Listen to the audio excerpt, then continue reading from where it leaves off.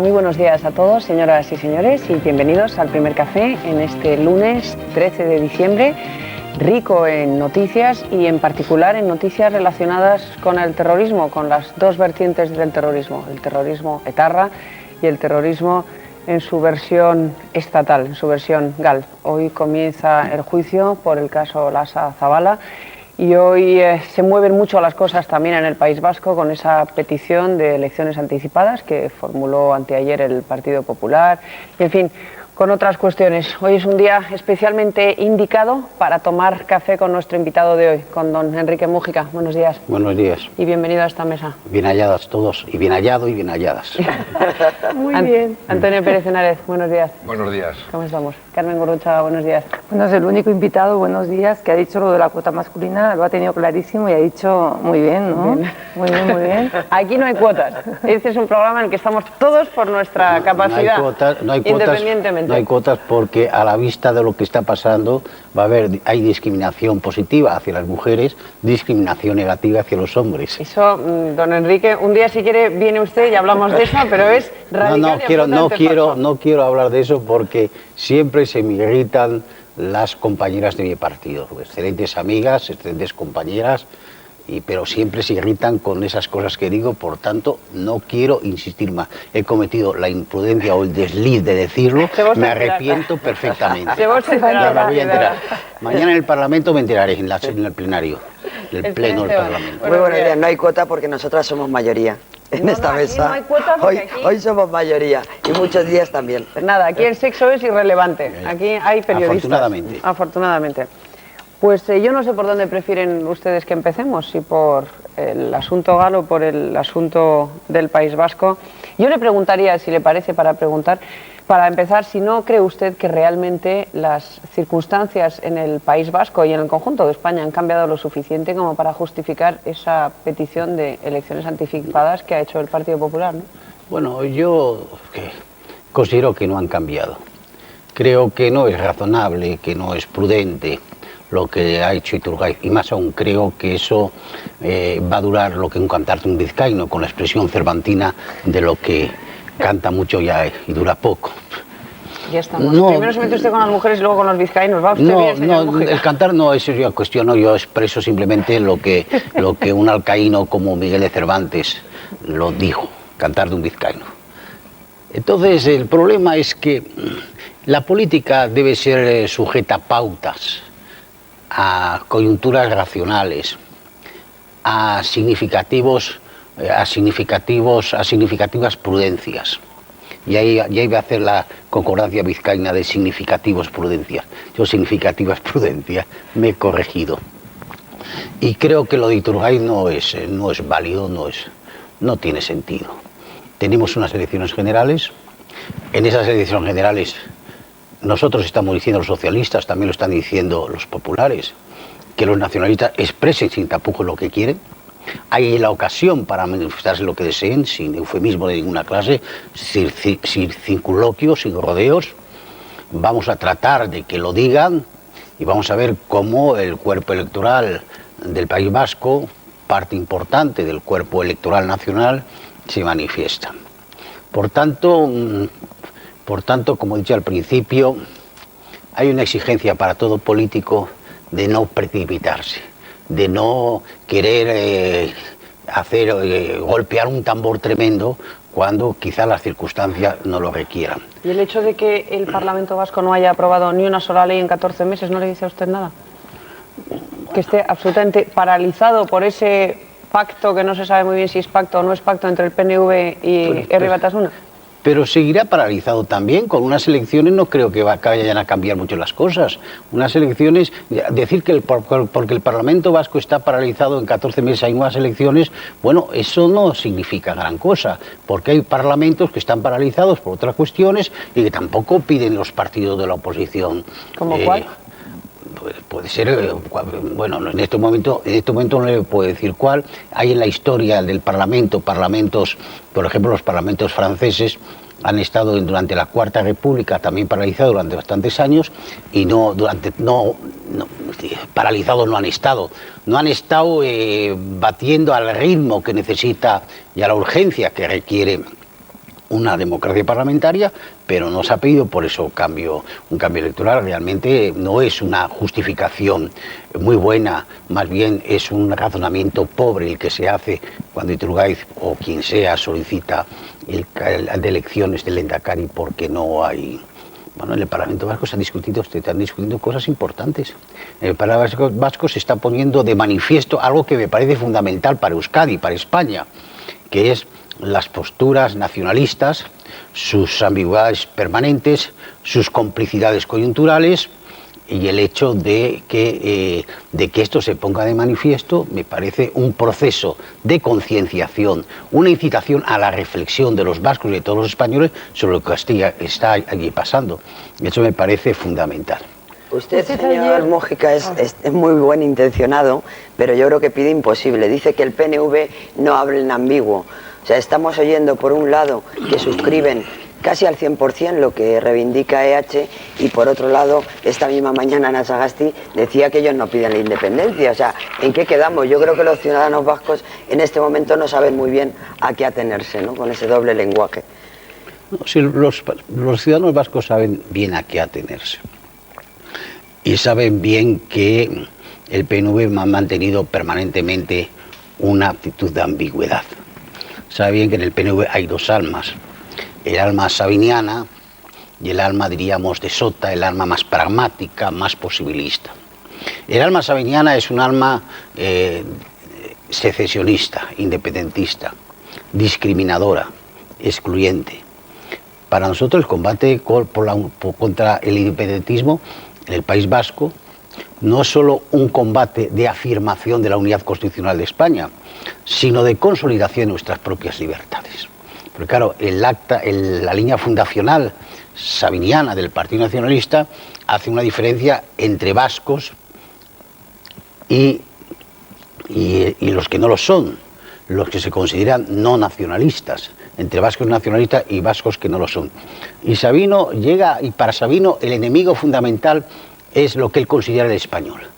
Y dice que hay que aprender todos el euskera, pero que el peor enemigo del País Vasco, la independencia de Euskadi, es el español que sabe euskera, porque es un topo infiltrado ahí.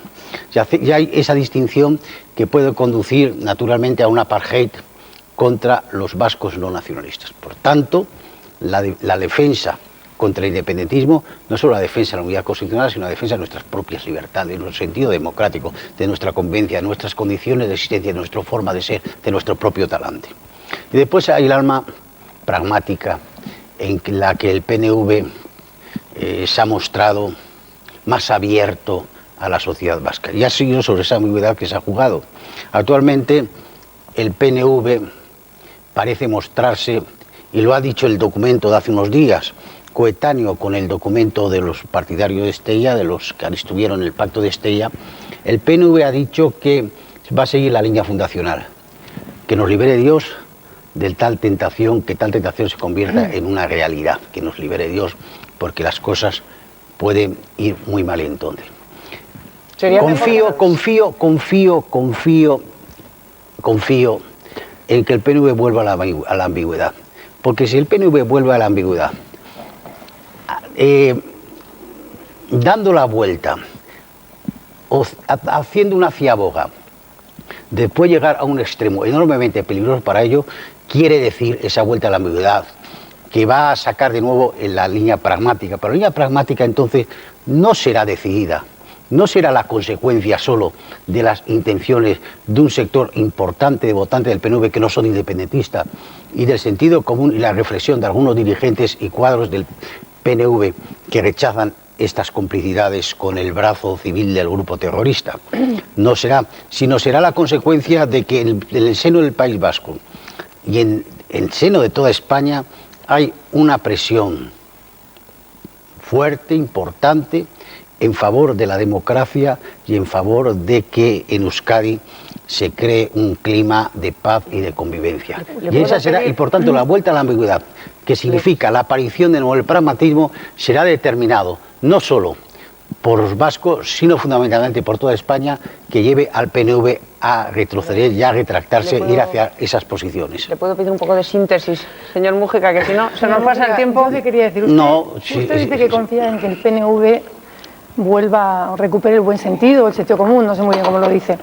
Pero al mismo tiempo dice que si no es así, lo principal es la defensa de la Constitución, de la unidad territorial de España o de la unidad nacional, y que si no es así, habría que utilizar los elementos que la Constitución da. Entre los elementos que la Constitución da está que el ejército es el garante de esa unidad. ¿Usted sería partidario de utilizar eso? No, el ejército no es garante de nada. Lo que es garante es la representación nacional, que tiene diversos instrumentos. Lo que yo digo es una cosa mucho más... no digo que si el PNV no vuelve al buen camino, digo que es lo que es.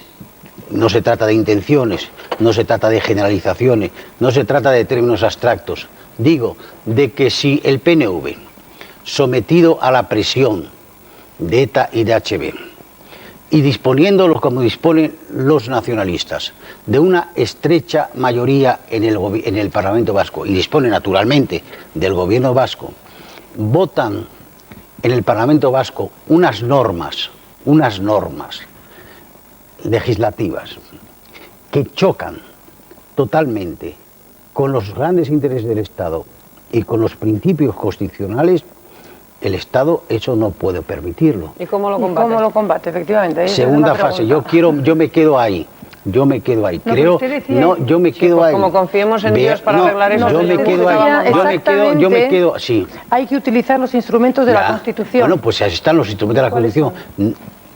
Ahí están los instrumentos, pues pueden ser diversos tipos de instrumentos, pero la Constitución naturalmente se defiende en absoluto, se defiende siempre. ¿Cómo? Se defiende siempre. ¿Cómo? Bueno, veamos la Constitución, en estos momentos no las tengo, ni quiero hacer una incitación a la Constitución en este sentido, en un sentido mucho más concreto, porque no estamos en esa situación. En política, y estamos hablando de política, no en un ámbito académico, estamos hablando de política, las cosas tienen que emerger cuando hay exigencia social de que emerja. Hombre, Herri Batasuna o Euskal Herritar Roca ha solicitado formalmente, y el PNV no lo ha contradicho hasta el momento, la convocatoria de elecciones para una asamblea constituyente. Eso es, en el País naturalmente, Vasco. Es una posición de principio y una posición política por parte del grupo terrorista. Es una posición de principio y una posición política. Pero yo, como político, como ciudadano, tengo que ver cómo se concreta eso.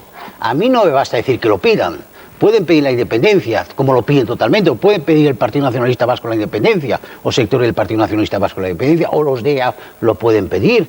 Eso está dentro de la Constitución, el hecho de que puedan expresar pacíficamente todos sus deseos, toda su voluntad. Claro. Pero otra cosa distinta es cuando esa expresión de voluntad se concreta a través de normas legales aprobadas por un instrumento, por una gran institución parlamentaria como es el Parlamento Vasco o por el Gobierno Vasco. Eso es distinto. Es entonces cuando podemos intervenir en una segunda fase. Mientras tanto, mientras se hagan formulaciones abstractas, aunque deseables para ellos, pero abstractas y generales, nosotros no podemos sino decir, mire ustedes, hay que cumplir la Constitución y el Estatuto, punto. Cuando ellos planteen en normas legales aprobadas supuestamente por el Parlamento Vasco una impugnación, un quebrantamiento de la Constitución y el Estatuto, nosotros podremos ir a la Constitución a ver cómo se ponen en marcha esos instrumentos de defensa, siempre con prudencia. Por tanto, eso es lo que hay que hacer ahora.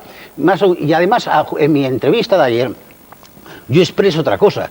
Yo expreso la confianza de que eso no vuelva a suceder, y vuelvo la confianza de que ante esas cosas que pudieran suceder, el Partido Nacionalista Vasco vuelva a su sentido, al sentido pragmático que han mantenido siempre, incluso ahora algunos de sus dirigentes, y que el Partido Nacionalista Vasco esté de acuerdo con las posibilidades que el bloque constitucional, Constitución y Estatutos les ofrecen. Entonces, eso es lo que yo expreso. Yo expreso, mire usted, vamos a colocarnos en un extremo, pero también vamos a colocarnos en el sentido común, en la reflexión.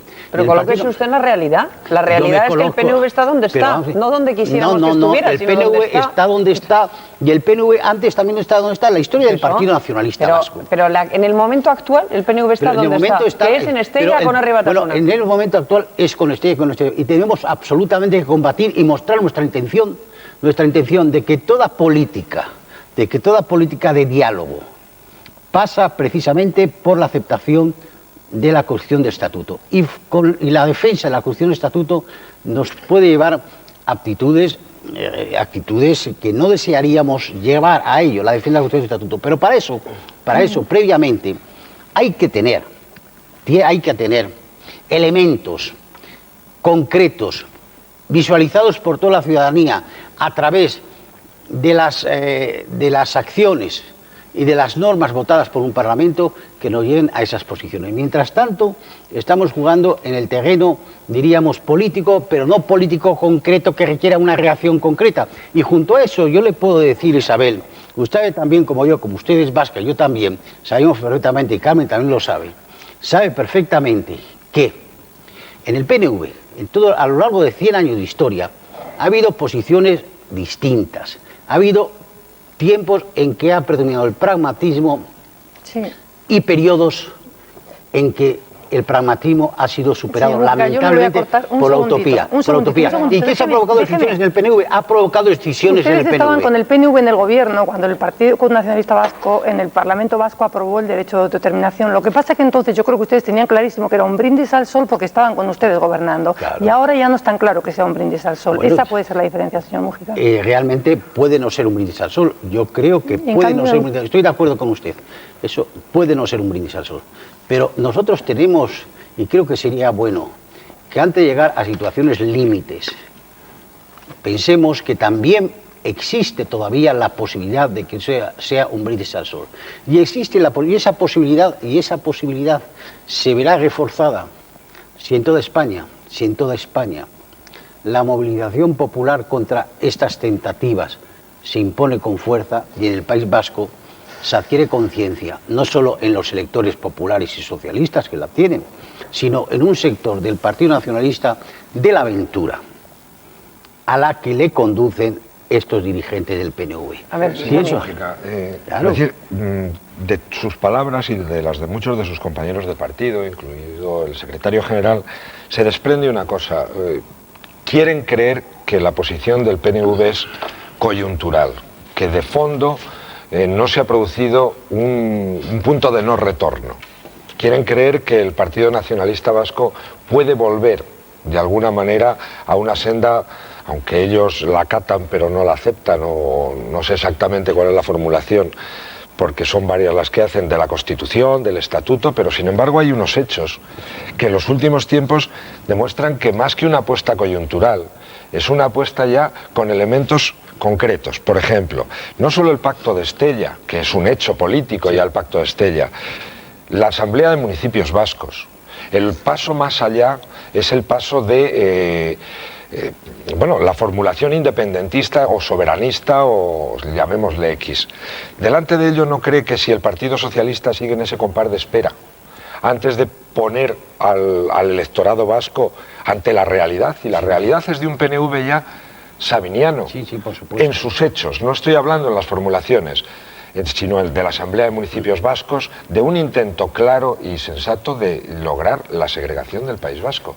Y delante de eso, ¿no cree que una posición de mucha mayor firmeza, de colocar al PNV ante lo que es su realidad, y sobre todo a los propios votantes del PNV, porque efectivamente usted cree que con esta dirección del PNV, ¿es posible algún elemento de vuelta atrás? Mire usted, no se trata de eludir una respuesta, sino de plantear con rigor esa problemática. Esta dirección del PNV es la misma dirección de antes, no nos engañemos, prácticamente la misma dirección de antes. Sí. Es la misma dirección que conmigo como ministro de Justicia negoció la dispersión de los presos etarras. O sea, que es la misma dispersión, es la misma. El problema real es que en política tenemos que tratar de que no se llegue a situaciones límite. Es decir, hay amenazas de llegar a situaciones límite, la hace el PNV. Y frente a eso, ¿cuál es la respuesta del Partido Socialista y también del Partido Popular? Es decir, estamos firmemente decididos a la defensa de la Constitución y el Estatuto cuando la defensa de la Constitución y el Estatuto se vea obligada a utilizar instrumentos constitucionales por el quebrantamiento, no la amenaza del quebrantamiento, sino el quebrantamiento del orden constitucional por una serie de normas concretas que impugnan y quebrantan este orden constitucional. Esto está claro. Desearíamos que no se llegara a esa situación límite, pero eso no lo decía solo el Partido Socialista, lo dice el presidente Aznar también. Pero sí, y lo dice el presidente Aznar y lo dicen los dirigentes del Partido Popular. La crítica muy dura del Partido Popular contra estas pretensiones del PNV, que no es distinta que la nuestra, también va acompañada de un deseo de que el PNV rectifique y vuelva al buen sentido. Lo dice el presidente Aznar y lo decimos nosotros. O sea, aquí no se trata. ¿Por qué? ¿Y por qué lo dicen? ¿Por qué lo decimos todos? Criticando duramente esas posiciones. Hombre, por sentido de la responsabilidad. Pero señor porque Múgica, los políticos tenemos que tener siempre sentido de la responsabilidad. Pero señor Múgica, es que ya está quebrantado ese orden. Es que ayer ha habido por enésima vez incidentes en Guecho, en Algorta, en los que un ertzaina ha resultado herido y no ha habido ni un solo detenido. Es que desde hace 14 meses, por lo menos, desde las últimas elecciones, se quebranta el orden público sistemáticamente todos los fines de semana, en las calles del País Vasco, y el consejero de Interior del Gobierno vasco no hace absolutamente nada. Y cuando hace unas semanas el Partido Popular plantea una moción de censura contra este personaje, que no solo manifiesta una evidente incompetencia, en el mejor de los supuestos, para mantener el orden público, y digo en el mejor de los supuestos porque la alternativa sería peor, que permitiera deliberadamente que los vándalos batasunos se adueñaran de las calles del País Vasco cada fin de semana. O lo permite o en cualquier caso no es capaz de evitarlo. Y no contento con ello, condena al gobierno por detener a una peligrosa etarra como Belén González Peñalba. Entonces, cuando el Partido Popular plantea una moción de censura contra este señor, ustedes se abstienen. Entonces, a mí me parece estupendo el Partido Socialista... No, perdón un momento, Isabel. Nosotros las tenemos previa a la abstención. Previa a la abstención hay una crítica durísima, y así lo ha traído los medios de comunicación, de la actitud y de las palabras del consejero. Ustedes? Previamente. Lo que pasa es que no se trata de votar a favor, se trata de abstenernos después de esa crítica durísima, porque nosotros no queremos hacer con responsabilidad un brindis al sol. No estamos dispuestos a hacer un brindis al sol, no estamos dispuestos a hacer algo gratuito. Queremos expresar que el PNV hubieran obligado, además si ellos llegan a votar, llegan a votar con el PP, hubieran obligado a Euskal Herritarrok a apoyar al consejero de Interior del Gobierno vasco. Muy bien, pero el problema es que nosotros no queremos hacer brindis al sol. No era un brindis al sol. Como lo hace ahora, como hace Iturgaiz ahora, Iturgaiz ahora diciendo hay que convocar elecciones parlamentarias en Euskadi. Es que el PNV en ese momento, en el País Vasco, el PP me da la sensación de que actúa con bastante frivolidad. Y ustedes con bastante voluntarismo, esperando que el PNV rectifique, pero es que el PNV no rectifica, estamos hablando de dos cosas. Primero, estamos hablando de dos cosas. El PNV puede rectificar, lo pedimos, nos gustaría que rectificara nosotros y lo manifestamos así. El Partido Popular y su dirección actual les gustaría que el PNV rectificara y lo dicen así. Y porque hay que evitar el quebrantamiento de la Constitución a través de normas concretas que la impugnen. Pero si ya está quebrantada. No está quebrantada. El problema me habla usted, otra cuestión, usted me habla del quebrantamiento del orden público. Claro, no me habla del quebrantamiento de la Constitución. Y lo que en el País Vasco está pasando... ¿Y la Asamblea de Municipios Vascos qué es? ¿Es un organismo constitucional? La Asamblea de Municipios Vascos es una payasada. Es un ámbito puramente académico y gratuito que naturalmente es una idiotez. Y no tiene ninguna fuerza, ninguna vigencia, absolutamente nada. Eso, naturalmente, no es que quebrante la Constitución. Está totalmente al margen de la Constitución, pero no se trata. Cuando hablo de quebrantar la Constitución... ¿De qué habla? Hablo de quebrantar... Digo que el Parlamento Vasco, una mayoría del Parlamento Vasco, vote unas normas que signifique, mire usted, y ahora al Parlamento Vasco ordena al Gobierno Vasco que haga un referéndum, un plebiscito en el País Vasco que sus consecuencias sean aceptada y asumida. Eso es quebrantar la Constitución. Eso es quebrantar la Constitución. No lo que digan unos electos nacionalistas reunidos en una asamblea, que es una tontería. Eso no es quebrantar la Constitución. Eso está totalmente fuera de la Constitución, pero como una legalidad, no como una ilegalidad. Usted como vasco conoce perfectamente al PNV y sobre todo, porque es un buen historiador, conoce los objetivos finalistas del PNV. Sí. Lo que ha hecho el PNV en el medio es coyuntural. El objetivo finalista del Partido Socialista Vasco es conseguir la independencia. Y lo del medio, la unidad con ustedes, esta ambigüedad, es pura estrategia coyuntural porque le interesa para su objetivo finalista. Sí. Esa es la situación actual, a mi manera de ver. ¿No lo gusta así? ¿Y cuál es nuestra posición ante esto? Naturalmente, asumir totalmente la unidad democrática de España, es asumir que esa es la situación, y oponerse a esa actitud finalista. oponerse, porque esa actitud finalista del PNV es amparada por la propia Constitución. Es amparada por la propia Constitución, en que el PNV puede manifestar lo que quiera y sus posiciones finalistas, ¿no? Claro.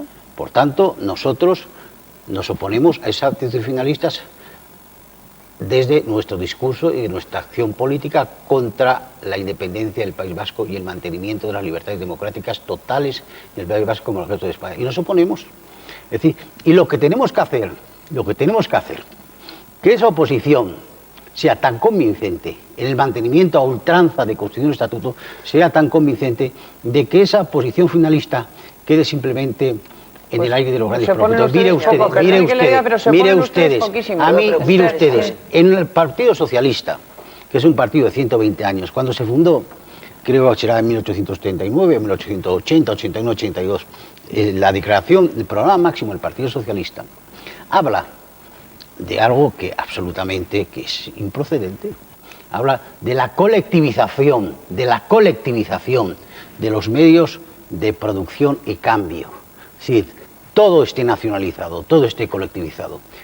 Nosotros, no ha habido ningún congreso del Partido Socialista que haga desaparecer esa declaración de principios. Esa declaración de principios está ahí y no nos molesta. No, ¿y por qué vamos a hacerla desaparecer? No nos molesta porque el Partido Socialista, el Partido Centenario, recoge en su historia todas las opciones políticas que a lo largo de la misma se han sucedido. No nos molesta, y es un despropósito, ¿no? A la vista de la situación actual es un despropósito. Bueno, si el Partido Nacionalista quiere seguir con el independentismo, que siga, lo que pasa es que nosotros tenemos que oponernos a ello. Yo no le dirijo al Partido Nacionalista para que el Partido Nacionalista retire eso de su programa.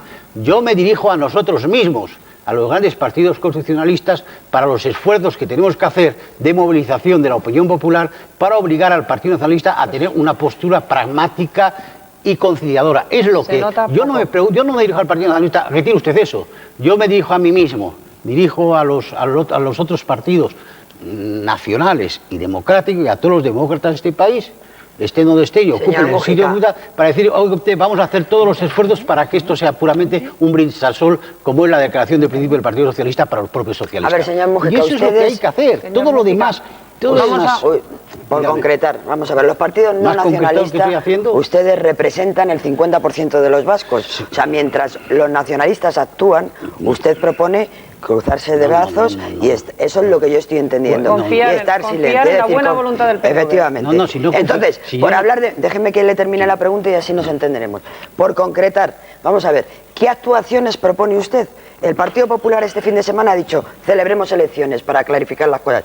¿Usted qué actuaciones concretas propone que hay que hacer para esto? Porque claro, apelamos a la Constitución, al Estatuto, mientras ellos actúan, señor Mújica. ¿Qué es eso de proponer elecciones? Creo que el señor Iturgaiz cree que con unas elecciones ahora para el Parlamento Vasco se resuelve el problema. Eso es ridículo. Hombre, se puede convocar el Pacto de Madrid, lo pueden ustedes... Al decir esas cosas, el señor Iturgaiz no ha estado precisamente en su mejor momento. Y naturalmente yo aprecio al señor Iturgaiz, que es un hombre de valor e inteligencia, pero a veces a los hombres inteligentes y valerosos pues pierden el norte. Lo perdemos todos de vez en cuando, ¿eh? Y ese de vez en cuando ha sido ayer para el señor Iturgaiz. Yo creo que lo que tenemos que hacer, lo que proponemos, miren ustedes. No satanizar al PNV, haga lo que haga. No satanizar, no se trata... Papal para decir lo que quiera y no se trata de ni bula papal ni nada, no se trata de satanizar al PNV, se trata en estas elecciones generales que son dentro de 2 o 3 meses, dentro de esos meses, que cada uno se manifieste en el País Vasco como lo que es, como lo que pretende ser, que las opciones reales que ofrecen al ciudadano vasco, que ofrecen al electorado vasco en unas elecciones generales. Y mientras tanto... libres, de verdad? Eso es otro problema. Hay una consulta a los vascos ahora, por supuesto, las elecciones generales. Y en esas elecciones generales, HB, ETA, ha dicho que abstención activa. Conociendo a la organización terrorista y conociendo a sus voceros políticos, lo de abstención activa a mí me pone los pelos de punta.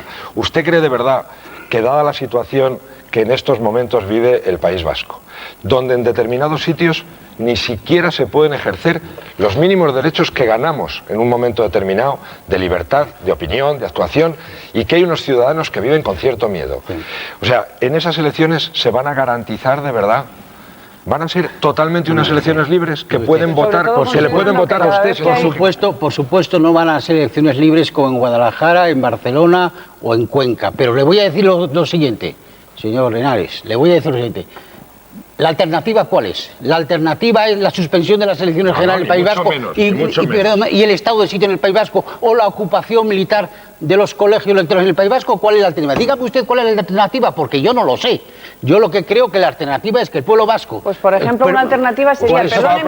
Perdóneme, una alternativa sería reprobar al consejero de Interior y poner a uno que garantizara que por lo menos a uno no le quemen el coche. Por favor, Isabel, si el consejero del Interior forma parte de un gobierno vasco que está en esa posición. ¿En cuál? ¿En la de permitir la violencia callejera? Pero si no se trata de combatir... Posición? No dígame en qué posición. Se trata de combatir... Si nosotros criticamos constantemente a la violencia callejera y estamos contra ella luego no absolutamente... actúan con coherencia. ¿Pero qué es actuar? Es que cuando... Pues que actuar con coherencia es apoyar una moción de censura contra el responsable de esa violencia. El problema, nosotros criticamos totalmente. Mire usted, nosotros nos vamos a estar caminando en la rueda que nos quiera marcar el señor Iturgaiz y sus satélites. O sea que es una cuestión nosotros mantenemos la posición total contra el nacionalismo vasco en la postura terrorista y la oposición contra el nacionalismo llamado democrático en la confianza de que el nacionalismo democrático vuelva al sentido común.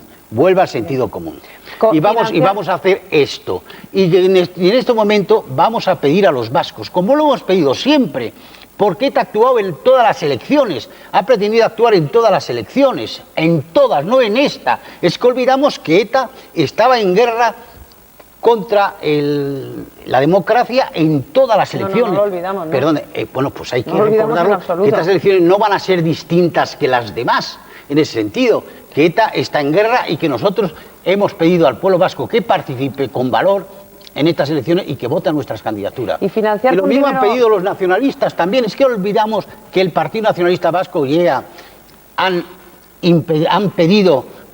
van a pedir a sus conciudadanos, a sus electores, a sus simpatizantes que voten en estas elecciones y se han negado ya a las pretensiones de ETA y de su brazo civil. ¿A qué pretensiones se han negado? A las pretensiones de la abstención, a que se abstengan. Por tanto, el problema está ahí. Y estas elecciones no van a ser distintas que las demás. ¿A usted le parece aceptable? No van a ser distintas que las demás en el sentido de las formas, en el sentido de las movilizaciones, en el sentido de las amenazas de ETA y de las invitaciones nuestras para que voten. No van a jugar la vida son los mismos. Pero si estamos jugándonos la vida, estamos jugándonos la vida desde 1977. Pero siempre los mismos. Pues claro que sí, siempre los mismos hasta que terminemos con ese problema. Y vamos a terminar con el terrorismo, y estoy convencido, pero que el terrorismo se termina primero en estos momentos por la fuerza, quiere decir, la fuerza en el sentido de que las fuerzas y cuerpos de seguridad del Estado, en colaboración con Francia, actúen enérgicamente como han venido actuando, y hay que aplaudir esa postura, que los jueces hagan su labor como han venido haciendo,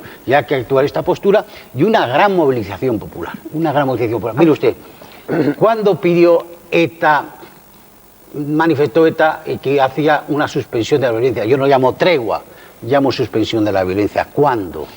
Cuando se vio derrotada. Y se vio derrotada no solo por esos factores, sino por la movilización del pueblo vasco después del asesinato de Miguel Ángel Blanco. ¿Y quién acudió en su auxilio? Perdón, eso se vio derrotada. ¿Quién acudió en su auxilio cuando estaba derrotada? Acudió en su auxilio el Partido Nacionalista Vasco. Ahora, lo que se trata de hacer, lo que se trata de conseguir es que no solo la fuerza derrote a ETA y derrote a HB, no solo la fuerza, sino que más que la fuerza le derrote la fuerza, el elemento de represión policial sobre ETA debe seguir la movilización popular. Y para eso necesitamos que el PNV, que está en una mala postura, que está en una mala dirección, que está en una actitud irreflexiva, vuelva a su sentido pragmático y apoye la movilización popular contra el terrorismo. ¿Es aceptable la construcción nacional con dinero público? ¿Destinar dinero público de todos los vascos a financiar la construcción nacional? ¿Cuál se llama? ¿Qué llaman construcción nacional? Bueno, ellos lo llaman construcción nacional, a financiar sus referéndums. Pero es que lo han propuesto, esa es otra de las propuestas del Parlamento Vasco. Volvemos a lo mismo.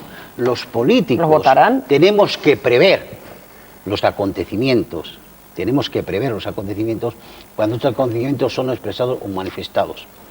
Pero los políticos no podemos basar una acción y nuestra actividad en soluciones concretas y drásticas en función de previsiones o en función de esa expectativa, sino en función de hechos, Por tanto, hasta ahora existen esas expectativas. Voy a hacer esto, voy a hacer lo otro y voy a hacer lo de más allá. Y tenemos que prever que eso no suceda. Pero solo podremos actuar de otra forma si eso sucede. Porque lo demás sería una irresponsabilidad, una gratuidad. Señor Múgica, yo puedo entender que la estrategia del Partido Socialista en este momento sea la que es porque coyunturalmente les interese, porque hay unas elecciones, porque no quieren ir a la rueda del PP. Pero usted sabe, como sé yo y como le ha dicho Isabel, que el PNV acude en ayuda de ETA cuando está derrotada, porque la derrota de ETA es la derrota del nacionalismo y el PNV no va a permitir una derrota del nacionalismo. Y eso usted lo sabe, señor Múgica. Bueno, y es posible la derrota del nacionalismo. Lo que pienso es que el PNV ha estado en el País Vasco con una fuerza muy importante sin que existiera el terrorismo. Y estoy convencido, sin que existiera el terrorismo. Ha sido una fuerza enorme durante ¿En el siglo pasado o cuándo? Durante la República también ha tenido una fuerza enorme y durante la monarquía parlamentaria, antes de Primo de Rivera, la Diputación de Vizcaya está en manos de los nacionalistas. O sea, ha tenido fuerza muy importante en el País Vasco sin el terrorismo. Ahora, el problema real es que el Partido Nacionalista Vasco durante 20 años ha gobernado el País Vasco, en algunos años de acuerdo con nosotros, de conformidad con nosotros, en gobierno de coaliciones, pero siempre como elemento principal del País Vasco, y ha conseguido cuotas de autogobierno del País Vasco importantes, utilizando el estatuto. Y entonces es otra razón que permite mantener la expectativa, la esperanza, de que el Partido Nacionalista Vasco se dé cuenta de que el mantenimiento del estatuto y de sus competencias y de su poder, pues no se trata solo de que están el Partido Nacionalista en el gobierno, es que los nacionalistas ocupan muchas áreas de gobierno, de administración, culturales, sociales, de que eso depende también del mantenimiento del estatuto y que se den cuenta y se perfile de que, siendo arrastrados por ETA, HB, van a perder esas posibilidades. Mire usted, y además en estos momentos, seamos claros, en estos momentos hay dirigentes importantes del PNV, cuadros importantes del PNV, que han significado mucho el PNV, que mantienen y elevan su voz frente a las posturas de la dirección de sus partidos, diciendo usted, el estatuto ha tenido el exalcalde de Vitoria, José Arregui, el mismo Ardanza, que ha dicho que no se trata de un conflicto entre España y Euskadi, un conflicto entre vascos, voces importantes en el seno del Partido Nacionalista y sectores importantes del Partido Nacionalista y de su electorado, que dicen que la complicidad con HB puede arrastrar a las pérdidas de las posiciones que tenían hasta entonces. ¿Por qué no vamos? ¿Y por qué vamos siempre a ponernos en lo peor? Hay que ponerse en lo peor, pero también hay que pensar que lo peor puede ser evitado. Y cuando digo puede ser evitado, lo digo desde una posición de movilización, de presión social y de fuerza pacífica y de fuerza. No hablo que lo peor puede ser evitado mediante el entreguismo, porque ahí está Múnich. Lo peor, si se cree que lo peor puede ser evitado pues mediante el entreguismo, llegamos ineludiblemente a lo peor. Y yo digo que la paz es necesaria, pero la paz no a un precio, la paz no tiene coste, la paz debe ser la paz sobre la memoria de las libertades conseguidas y la memoria de las víctimas alcanzadas. Cambiando de asunto, eso debe ser, pero Pablo, es que yo no quiero ponerme en lo peor, yo tengo que prever lo peor y hacer lo posible para evitar lo peor, pero las formas que yo digo, que ya nos pondremos, ya nos pondrán ellos. Señor Múgica, cambiando de tercio, hoy se inicia en la Audiencia Nacional el juicio por el secuestro y por el terrible asesinato de Lasa y Zabala. ¿Hasta dónde hay que llegar en este tremendo asunto? Hasta el final. Caiga quien caiga. Caiga quien caiga hasta el final. Mire, el problema es que caiga quien caiga es una expresión realmente que lo emplean en una emisión humorística, haciendo humor, o que parece que es una expresión también de películas del oeste o de thriller. Mire usted, caiga hasta el final, la justicia llegar hasta el final.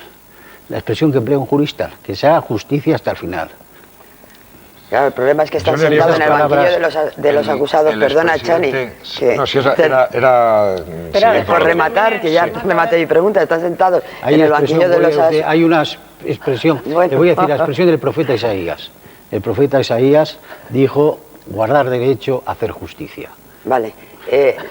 Por completar la pregunta, que me imagino que Chan iría por ahí, hoy se sientan en el banquillo de los acusados el señor Rodríguez Galindo, el señor Lorriaga y otros altísimos responsables de aquel entonces de la lucha antiterrorista, ¿no? ¿El terrorismo de Estado se justifica? El terrorismo de Estado no se justifica nunca, absolutamente nunca. En una democracia no se justifica el terrorismo de Estado. El terrorismo de Estado va vinculado a un criterio arcaico, pasado, despótico y absolutista de la política. Ese criterio que establece el fin justifica los medios. La democracia ha invertido totalmente esas palabras, ha dicho son los medios los que justifican el fin. Y por tanto no se puede ir más lejos de ello. Chani. Yo no olvido que el señor Mújica tiene un hermano asesinado por ETA, no lo olvido. Y por eso me valoro las palabras esas sobre el terrorismo de Estado. El expresidente del gobierno ha dicho algo que a mí, honradamente, me ha puesto un poco los pelos de punta. Ha dicho que manifiesta su solidaridad con el sufrimiento de los procesados. ¿Y con las víctimas? Bueno, a mí primero, lo que diga el expresidente del gobierno es una opinión personal suya. Personal suya. ¿Usted la suscribe? Yo no suscribo ni dejo de suscribir nada. ¿Por qué voy a decir? Es decir, ¿por qué mi opinión va a ser la misma que la del expresidente del gobierno? Pues no, se lo pregunto. ¿Usted también se solidariza con las víctimas o no? ¿Con los que están ahí sentados, con los acusados o no? Si yo fuera cristiano, si fuera creyente, practicante, diría que sí. Porque usted sabe que el sufrimiento es la solidaridad con los que sufren, con independencia de las causas de sufrimiento, es uno de los bienes que el cristianismo aporta al mundo. Y usted, como lo es, pues naturalmente se tendría que hacer la respuesta a sí misma. Yo digo lo siguiente, mire usted, aquí no se trata de solidarizarse o no solidarizarse con nadie. Segunda parte de la pregunta. Primera parte. Bueno, el expresidente del gobierno se ha solidarizado muchas veces con las víctimas del terrorismo. Un artículo publicado, creo, en un diario madrileño, en El País, hace 2 días, habló del asesinato de mi hermano, del asesinato de Tomás y Valiente. Pero no sé si con todas las víctimas, ¿sí? Porque las víctimas de GAL también son víctimas del terrorismo. Yo creo, el problema de la solidaridad debe ser con todas las víctimas. Por eso le digo, no sé si el expresidente lo hacía. Pero eso pregúntele al presidente del gobierno, yo qué diablos al expresidente del gobierno, yo no voy a contestar con el expresidente del gobierno. Uno de los acusados, el señor Rafael Vera, para quien el fiscal pide 2 años por complicidad, o por encubrimiento, mejor dicho, ha declarado que se ha sentido abandonado por la dirección del PSOE. ¿Usted cree que la dirección del PSOE ha abandonado al señor Vera? Mire usted, aquí no se trata de abandonar o no abandonar la dirección del PSOE. El PSOE no abandona a nadie dentro de una estimación razonable de la ley y razonable de la justicia. No abandona a nadie dentro de esta estimación razonable de la justicia. Y no voy más lejos. Eso ahora, el problema, eso significa lo que tiene que significar. No sé lo que el problema, eso significa que cuando sean juzgados el PSOE les va a abandonar definitivamente, juzgados y condenados. ¿Pero qué se trata? Vamos a ver primero si son juzgados van a ser, claro. El PSOE tiene ante todo una solidaridad que hacer.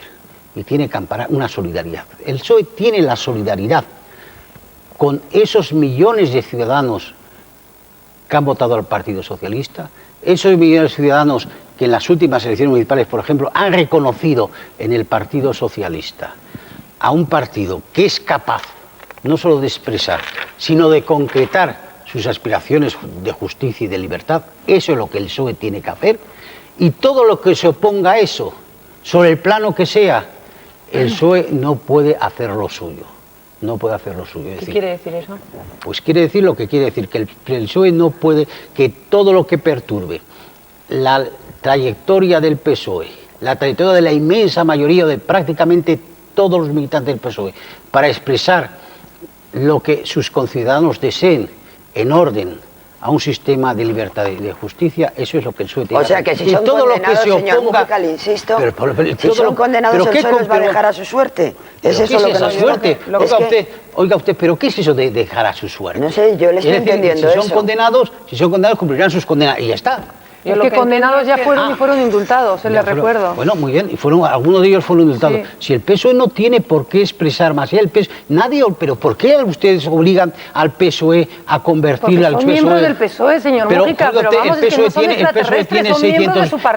tiene 600.000 miembros. Ya, pero son miembros destacados de su partido que han tenido labores de gobierno en etapas de gobierno socialista, ustedes plantean unas especies de acciones individuales o de solidaridades individuales, etcétera, frente a un planteamiento de partido. Es decir, el partido no está para eso, el partido está para otra cosa.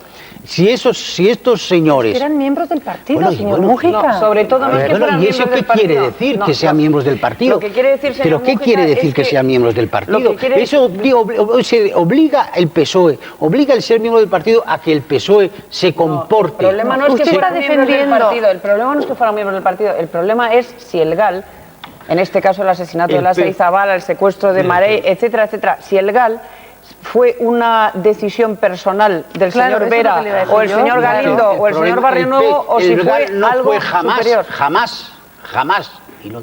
Jamás, por quinta vez, algo que se puede atribuir o responsabilizar al Partido Socialista Obrero Español, más aún. No.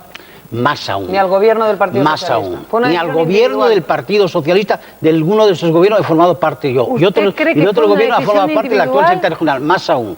El secretario general del Partido Socialista ha dicho constantemente que hay que rechazar y que hay que repudiar todas aquellas actividades,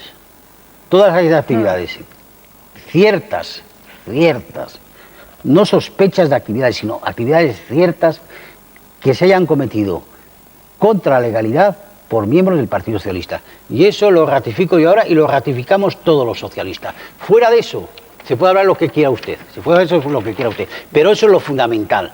El rechazo absoluto y total de todo quebrantamiento de la legalidad que haya sido cometido, naturalmente por cualquiera, pero en este caso por lo que nos corresponde por socialistas. Pero es que están ahí, mire, usted lo que me dice está estupendo y la frase queda muy bien. No, la frase queda muy bien, queda estupenda. Pero como no había una renovación y ahí está la misma gente que cometió esos crímenes, pues no sirve la frase, señor. ¿Cómo no ha habido renovación? Claro, ¿el señor Vera está en el Partido Socialista o ha sido expulsado? Pues ¿El señor Barrionuevo está en el Partido Socialista o ha sido expulsado? El señor Gorriaga... Pero vamos a ver, claro. ¿Cómo hay 600.000 señores que han estado en el Partido Socialista? Ya, pero es que han sido condenados. Yo les recuerdo que han sido condenados por el secuestro de Segundo Marey. Han sido 600.000 señores en el Partido Socialista. Usted no me puede sacar... ¿Cómo no?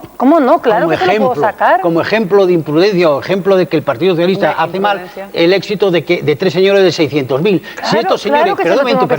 Si estos señores fueran dirigentes del partido y no afiliados de base, lo que dice usted podría preguntarme y yo le podría responder. Pero son afiliados de base y el Partido Socialista no es responsable de lo que 1, 2, 3, 4, 10 militantes del Partido Socialista de base hagan. Hasta ahí vamos a llegar. Esto no es una guardería, el Partido Socialista no es una guardería. Si usted me dice que el Partido Socialista rechaza todas las acciones imprudentes, por llamarle imprudentes, que es el término que usted ha utilizado, yo utilizaría otro, pero mire, atiendo todas las acciones criminales, hombre, le imprudentes, todas las acciones criminales. Y resulta que no echa a unos señores condenados por acciones criminales, todas las acciones criminales que puedan haber sido cometidas las rechazo. Bueno, ¿y por qué no expulsa del partido a los señores que han cometido esas acciones criminales y han sido condenados? Bueno, pues habrá, pues mire, usted lo preguntaré. Por incoherencia, pues no tengo respuesta para eso, porque al fin y al cabo... ¿Usted cree que el expresidente del gobierno, el señor Felipe González, que era el presidente del gobierno y el secretario general del partido en la época en la que se cometieron los 28 asesinatos del GAL,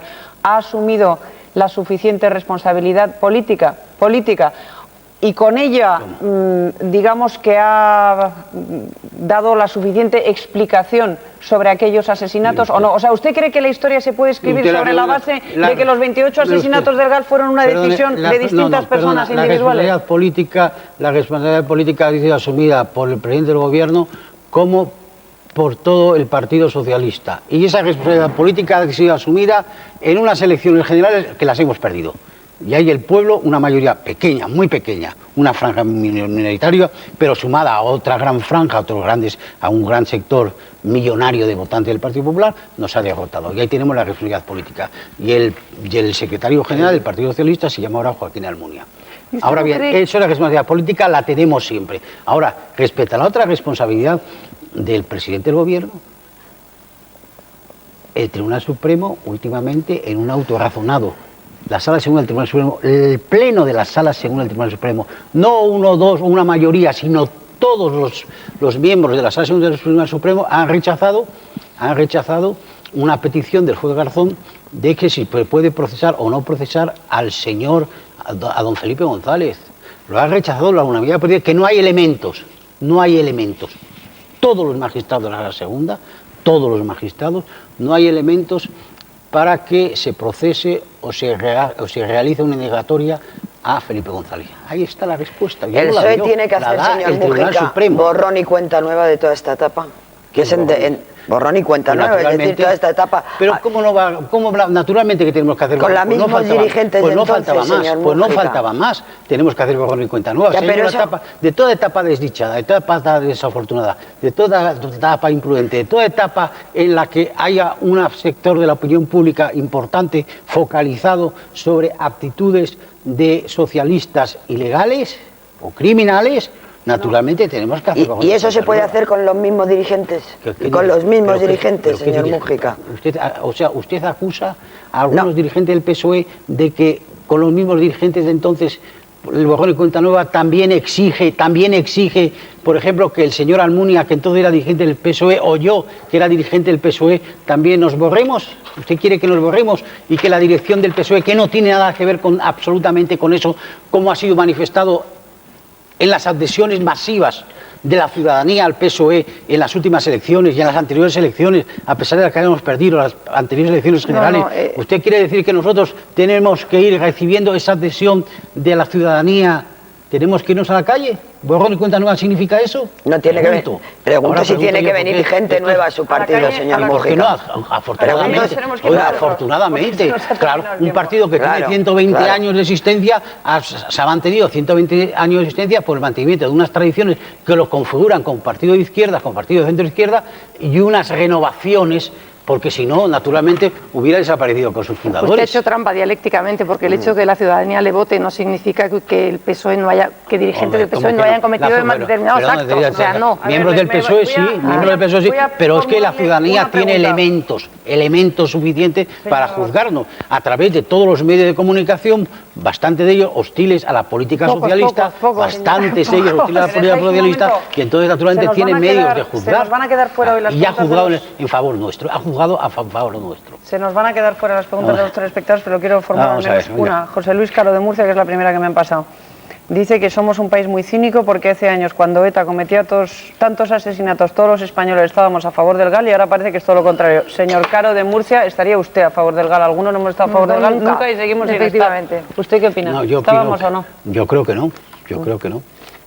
Pues no tenemos tiempo para más. Ha sido un primer café especialmente intenso hoy, especialmente cargado y denso, pero con don Enrique Mújica siempre pasa lo mismo. Es un vivo polemista y un amigo de esta casa. Don Enrique, muchas gracias. Nos vemos. Nosotros volveremos a estar mañana con todos ustedes. Les deseamos que tengan un buen día, que se abriguen, que hace mucho frío y que mañana vuelvan a acompañarnos para este café de las 9:30 en Antena 3. Hasta entonces.